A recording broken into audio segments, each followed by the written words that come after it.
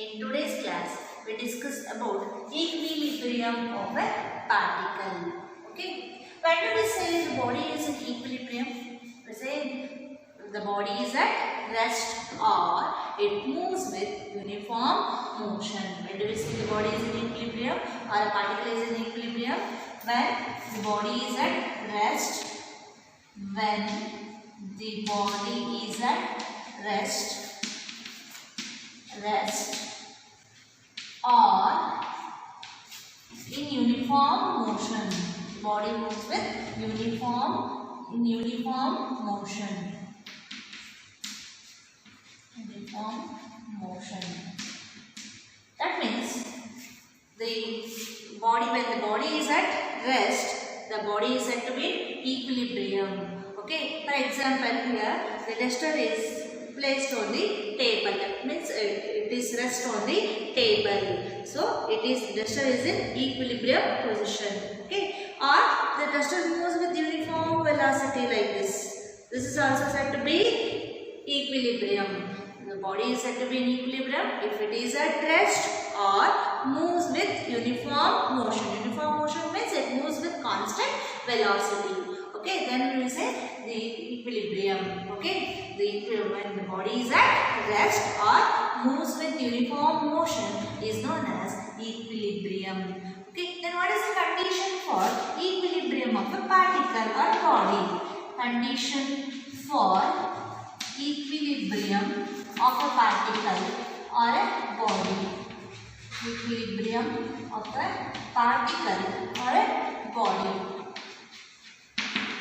The vector sum of all the forces acting on the body should be equal to 0. This is the condition for equilibrium of a particle. What is that? The vector sum of all the forces acting on the body should be equal to 0. For example, if n number of forces acting on a body,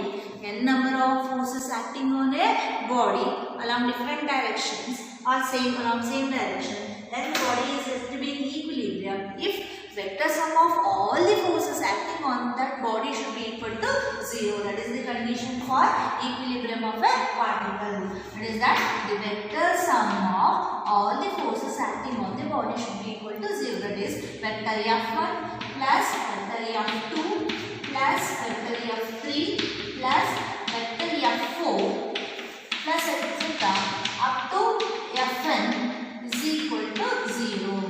Okay, the vector sum of all the forces acting on the body should be equal to 0. For example, consider an object which is placed on a flat surface like this. Okay, so this object, for this object, number of forces acting on it like this. Okay, like this. Let us call this as F1, this as F2, this as F3, F4, F5, F6, F7 like that. If this body is said to be in equilibrium, if all the vector sum of all these forces acting on the body should be equal to 0. That means vector F1 plus F2 plus F3 plus F4, F5 plus F6 is equal to 0. The sum of all the forces acting on the body should be equal to 0. That is the condition for equilibrium of a particle. Okay. What is the condition for equilibrium of a particle? Vector sum of all the forces acting on the body should be equal to 0. Suppose two forces acting on a body. Like F1 and F2 are the two forces which are acting on a body. For example, consider the duster. Okay. This is the one force, that is F1. This is one force that is called as F1. Let us consider another force F2 which is acting on the same duster like this. F1, F2. Two forces are acting in the object. Okay. Here the object is in rest position. Because here there are two forces acting on the object.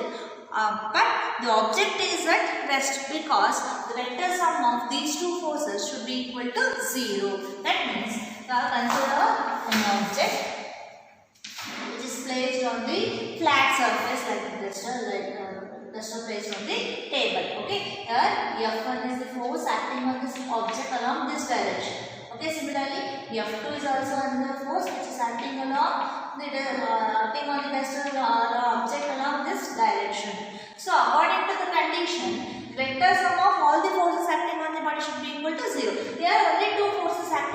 body should acting on the body. So the vector sum of these two forces should be equal to 0. That is vector F1 plus vector F2 is equal to 0. Vector F1 plus vector F2 is equal to 0. Or this can be written as F1 is equal to minus F2. F1 plus F2 is equal to 0 or F1 is equal to minus F2.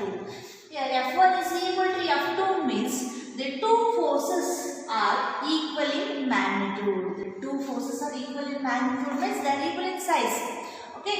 The negative sign here, the negative sign indicates that the two forces are acting in opposite direction. The two forces are acting in opposite direction. Okay. The body is said to be in equilibrium under the action of two forces if the two forces are equal in magnitude but opposite in direction. For example, the 5 Newton force is acting along this direction, then F2 is also equal to 5 Newton. But this 5 Newton is opposite to this. That means they are equal in magnitude but opposite in direction. Then we will say that the body is in equilibrium. If it is 10 Newton, then this force also equal to 10 Newton but they are acting in different direction. So if they are acting in opposite direction, then we say that the body is in equilibrium. Or consider another example. If 6 Newton force is acting along this direction and then 6 Newton force is acting along this direction, then we will also say that the body is in equilibrium. The two forces are equal in magnitude but opposite in direction. That is the condition for equilibrium of a particle under the action of two forces. What is the condition for equilibrium of a particle under the action of two forces? The vector sum of two forces acting on the body should be equal to 0. Or the two forces are equal in magnitude but they are acting in opposite direction. Okay. Note this, the two forces are acting in opposite direction. For example, consider here, for example, we apply the 5 Newton force. Here also we apply the 5 Newton force. So the body is in equilibrium. If we apply the same 5 Newton force in the same direction, the body moves with certain velocity. Then we will not say that the body is in equilibrium. The body is said to be in equilibrium under the action of two forces only if they are acting in the opposite direction and equal in magnitude. Okay, the two forces are equal in magnitude but they are opposite in direction. That is the condition for equilibrium of a particle. Suppose if you say that three forces acting on a body. Suppose you say that three forces acting on a body like this. This is F1, force F1, this is F2 like this, and this one is F3 like this.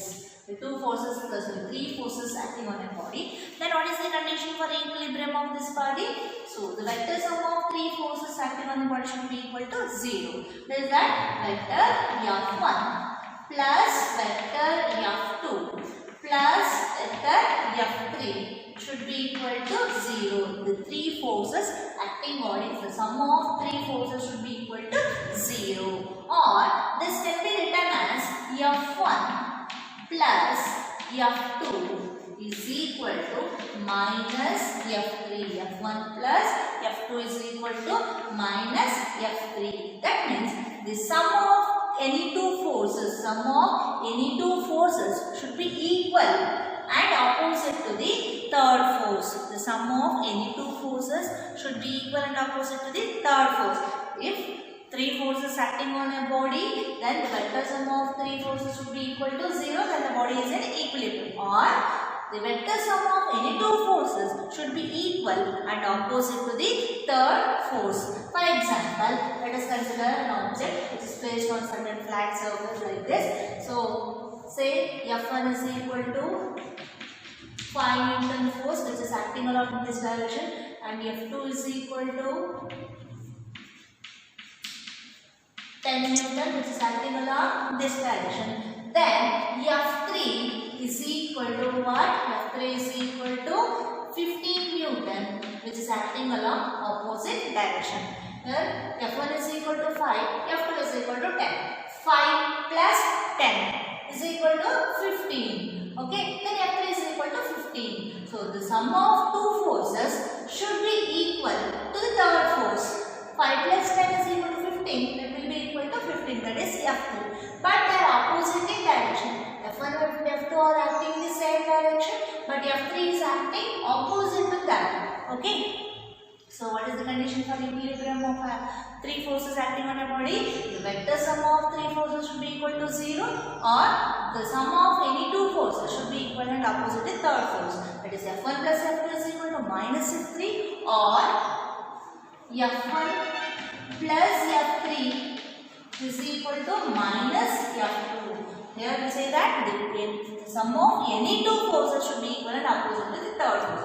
F1 plus F2 equals minus F3, or F1 plus F3 is equal to minus F2, or F2 plus F3 is equal to minus F1. The vector sum of any two forces should be equal and opposite to the third force. For example, here this is F2. What is F2? Where F2 is equal to say 2 Newton. And F3 is acting in the same direction, that is F3 is equal to 6 Newton. Then F1 is acting opposite to this, that is F1 is equal to 6 plus 2, 8 Newton. So F2 plus F3, 2 plus 6, that is equal to 8 Newton, that is F1, which is acting opposite to the F2 and F3. So the vector sum of any two forces should be equal and opposite to the third force. If you consider four forces acting on the object, then we say that F1 plus F2 plus F3 plus F4 is equal to 0.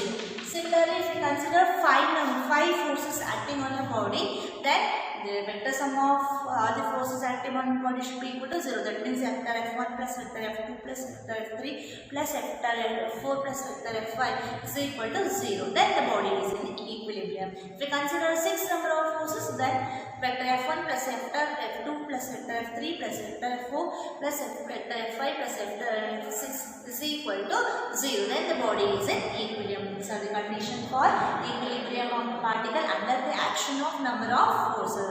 Okay. What is equilibrium? Equilibrium, a body is at, when do we say the body is in equilibrium? If a body is at rest or in uniform motion, then we will say that the body is in equilibrium. Then what is the condition for equilibrium of n number of particles? Equilibrium of a particle under the action of n number of forces, that is vector sum of all the forces acting on the body should be equal to 0. That is vector F1 plus vector F2 plus vector F3 plus vector F4 etc. up to vector Fn is equal to 0. Then what is the condition for equilibrium of a particle under the action of two forces? The vector sum of two forces should be equal to 0, or the two forces are equal in magnitude but opposite in direction. Then what is the condition for three forces acting on a body under the action of, what is the condition for equilibrium of a particle under the action of three concurrent forces? So vector sum of three forces should be equal to 0, that is F1 plus F2 plus F3 is equal to 0, or F1 plus F2 is equal to minus F3, or F1 plus F2 is equal to minus F2, or F2 plus F3 is equal to minus F1. That means the vector sum of any two forces should be equal and opposite to the third force. Then we will say that the body is in equilibrium under the action of three forces. In general, if you consider n number of forces, then the vector sum of all the forces should be equal to 0. That is vector F1 plus vector F2 plus vector F3 etc. up to vector Fn is equal to 0. That is the condition for equilibrium of a particle under the action of n number of forces. Okay. Next, friction, or it's also called as frictional force. So this frictional force is known as pseudo force or false force because it is invisible to our it is invisible. Okay. The object is placed on a certain surface. They exert contact force. When they are in contact, they exert contact force. Okay. So contact force will be exerted only when two objects are in contact. Okay. So there are two components in the contact force. They are one normal reaction and friction. They are normal reaction and friction. The component of the contact force which is perpendicular to the contact surface. When the two bodies are in contact, they exert the contact force. That contact force has two components. That means it has two forces, contact forces. They are normal reaction and friction. So the component of the contact force perpendicular to the contact surface. This is the contact surface. The force which is acting perpendicular to the contact surface like this is called normal reaction. It is called normal reaction. Normal reaction is nothing but contact force. Okay. So this normal reaction is denoted by N, or sometimes it is denoted by R. N or R. Okay. What is normal reaction? It is the component of the contact reaction. What is normal reaction? Normal reaction is the component of the contact force. Component of the contact force. Contact force acting perpendicular to the contact surface. Acting perpendicular to the contact surface. To the contact surface is known as friction. Normal reaction. The component of the contact force which is acting perpendicular to the contact surface is called normal reaction. Normal means perpendicular, so it is called as normal reaction. Okay. So another contact force that is called as friction, which is acting along this direction. That means it is also a component of the contact force which is acting parallel to the contact surface. Which is acting parallel to the contact surface like this. It is called as friction or frictional force. It is denoted by small f. Okay. Capital F is the external force and here small f is the frictional force. Don't confuse the small f with capital F. Capital F is the external force or applied force and small f is the frictional force. Here the frictional force acting tangential. Tangential means parallel. Acting parallel to the contact surface. The force which is acting parallel to the contact surface is called friction. The force which is acting perpendicular to the contact surface is called as normal reaction. Here very important is friction or frictional force. What is friction or frictional force? It is the component of the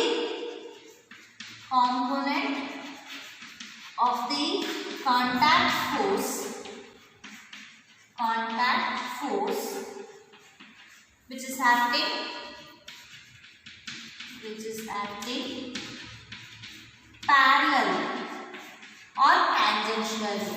Which is acting parallel means tangentially. It's acting parallel or tangentially to the contact surface. Tangentially to the contact surface. Contact surface is known as friction. Okay. It is contact force. The force exerted when two bodies are in contact, when two or more bodies are in contact is known as contact force. There are two components in contact force. They are normal reaction, friction. Both are forces. Okay. So what is normal reaction? Normal reaction is the component of the contact force which is acting perpendicular to the contact force. Okay. What is the friction? Friction is the component of the contact force which is acting parallel to the contact surface. Note this. Which is acting parallel to the contact surface. Or this friction is also known as opposing force. Friction always which opposes what?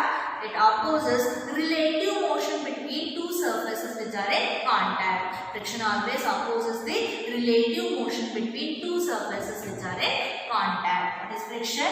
It is the component of the contact force which is acting parallel to the contact surface, or it is the opposing force which always opposes the relative motion between the two surfaces which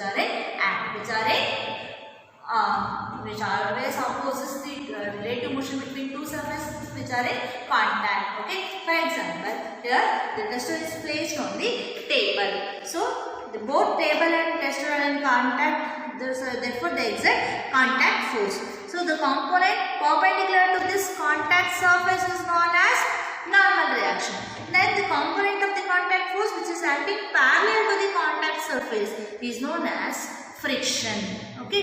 Here the frictional force is always acting opposite to the direction in which the motion takes place. Suppose if we apply an external force, that is capital F, along this direction, so the object is moving along the direction of applied force, but the frictional force is acting, this is considered as frictional force, so the frictional force is acting opposite to the direction in which the motion takes place, because friction always opposes the relative motion. Friction always opposes the relative motion.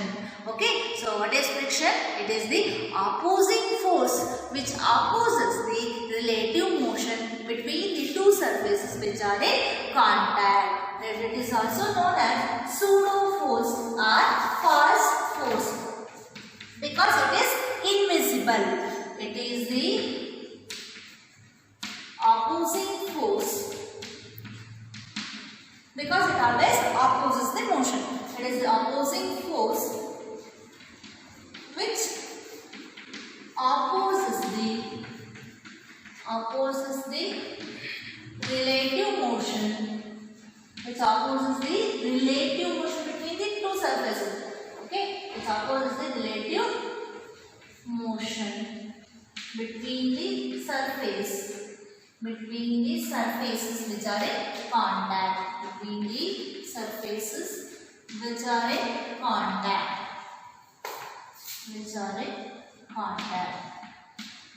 Okay, so friction can be defined as the component of the contact force which is acting parallel to the contact surface, or it can also be defined as it is the opposing force which always opposes the relative motion between the two surfaces which are in contact. Okay, it is always opposing force. So in solids it is called as frictional force. So in liquids this opposing force is known as viscous force. Okay.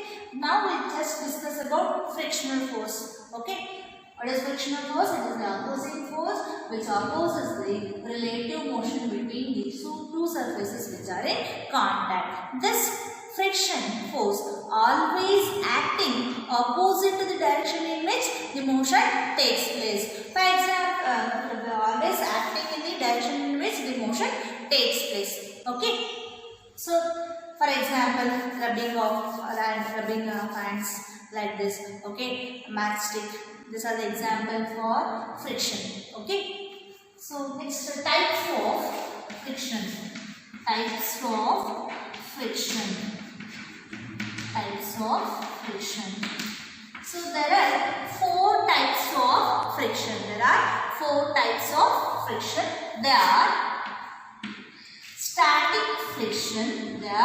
static friction. Limiting friction, kinetic friction, and